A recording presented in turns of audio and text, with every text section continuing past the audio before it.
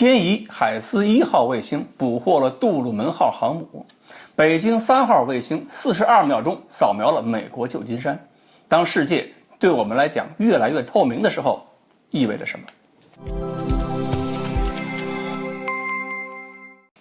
各位网友，大家好，我是陆小飞。1月1号元旦那一天呢，中国航天又给我们提供了一个小礼物。为什么说是小礼物呢？这还是民营机构提供的。就是有一颗民营的商业卫星天仪海思1号合成孔径雷达卫星，在希腊苏达湾上空呢，就是捕获了美军杜鲁门号航空母舰的高清晰的雷达影像。正好呢，前段时间国外也用合成孔径雷达卫星拍摄过我们的港口嘛，显示了我们022型导弹艇的清晰的雷达图像。所以这次我们也看一下美军航母，公布一下他们的雷达照片，算是有来有往。需要注意的是，双方用的都是民用商业卫星，意味着我们现在也可以学美国一样，用商业卫星获得更丰富的公开的开源情报了。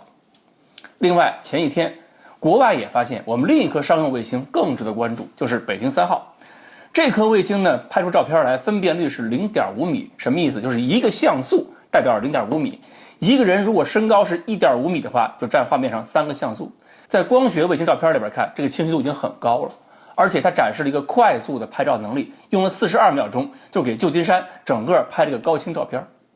所以俄罗斯评价北京3号的反应速度比原先全球最先进的观测卫星之一要快2到3倍，扫描带的宽度又宽了 77%， 重量只有美国卫星的一半。那么这是什么概念呢？其实我们玩过单反相机都有概念。你用广角镜头拍东西，当然拍摄很快就是很快能把一个大全景拍下来。但是用广角的话，远处的物体拍出来就很小。如果你想把远处的物品拍清楚，就必须用长焦。但是用长焦的时候，视野非常窄，你就没法把整个周围环境快速的拍摄到。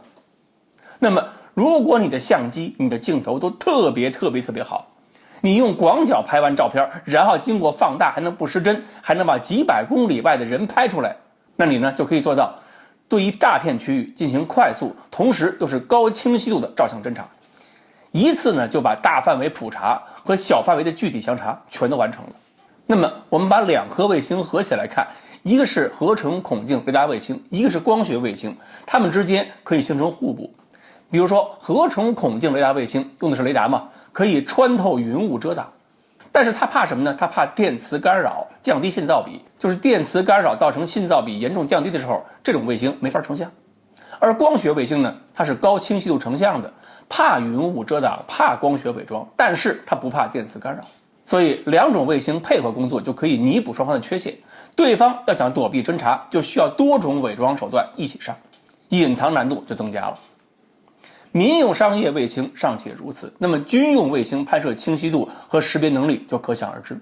而且光是这些商用的民用的卫星未来就是几十颗上百颗的要发射到轨道上。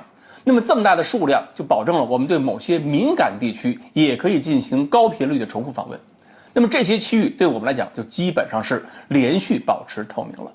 打仗就是这样，就怕单向透明。如果对方看我们、看前方、看后方都看得很清楚，我们看对方看不见，那就糟糕了。所以对我们来说，这些卫星的服役就实现了战场侦察上一个平衡。特别是某些地区、某些基地的部署情况、活动情况，对方某些大型水面舰艇的实时坐标运动参数，都是我们特别需要的。只要能够在某个时间段里边随时保持对这些高价值目标的连续监控，那么对方想利用我们的侦察间隙采取行动、采取规避、采取隐藏，可能都做不到。特别到了战时，这种高频率的重访，还有多种手段的多频谱的侦察呢，作用就更加广泛。比如说后边东风快递送货的时候拿到的送货地址就是最新的，而不是几个小时之前的，那么东风快递送货就会特别有准头。那么中国各种侦察卫星的能力发展起来，搞出我们的侦察卫星星座，还有通讯卫星的星链，美国还会更头疼、更紧张。好，关于中国的2种新卫星给我们提供了什么样的一种侦察能力，今天呢我们就聊到这里，欢迎大家继续关注我们的栏目，我们下期再聊。